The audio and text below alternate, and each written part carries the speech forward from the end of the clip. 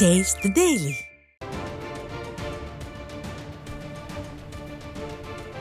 அண்மை செய்தி.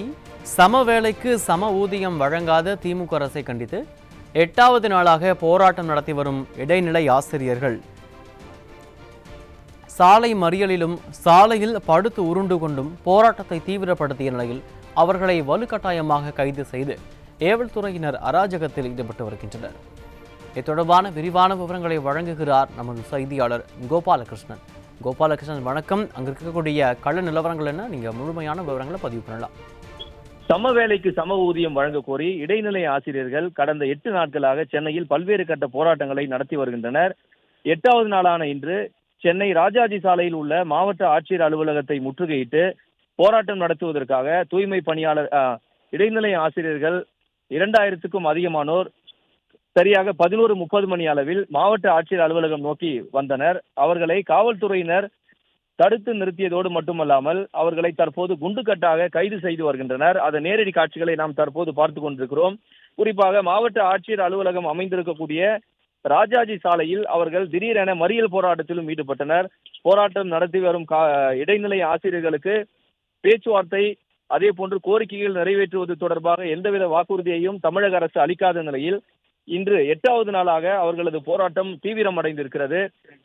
கடந்த 8 நாட்களாக சென்னையில் நுங்கம்பாக்கத்தில் உள்ள டிபிஐ அலுவலகம், அதே போன்று பள்ளிக்கல்வித்துறை வட்டார வளர்ச்சி அலுவலகம், மாவட்ட ஆட்சியர் அலுவலகம், சென்னையில் இருக்கக்கூடிய காமராஜர் சாலை என பல கட்டங்களாக 8 நாட்களாக மாபெரும் போராட்டம், பேரணி, சாலை மறியல் என நடத்தி இதுவரை தமிழக அரசு எவ்வித நடவடிக்கையும் எடுக்காத நிலையில் இன்று தற்போது ராஜாஜி சாலையில் படுத்துக்கொண்டு திமுக அரசுக்கு எதிராக முழக்கங்களை எழுப்பி வருகின்றனர்.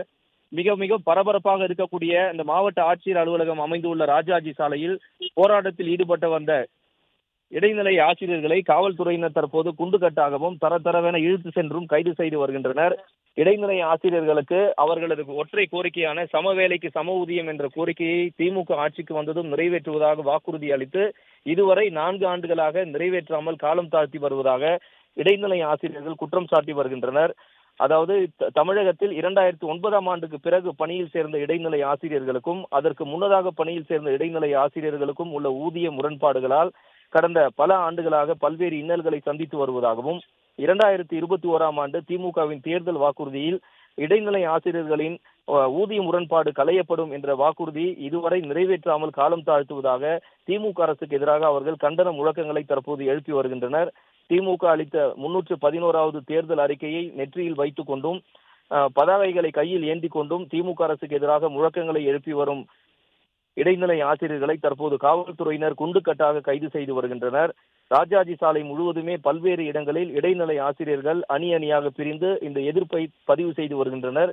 போராட்டத்தில் கடந்த 8 நாட்களாக ஈடுபட்டு வரும் இடைநிலை ஆசிரியர்களை இதுவரை ஒரு முறை கூட பேச்சுவார்த்தைக்கு தமிழக பள்ளிக்கல்வித்துறையோ இல்லது தமிழக அரசோ பேச்சுவார்த்தைக்கு அழைக்கவில்லை என்பது இடைநிலை ஆசிரியர்களின் ஆதங்கமாக இருக்கிறது.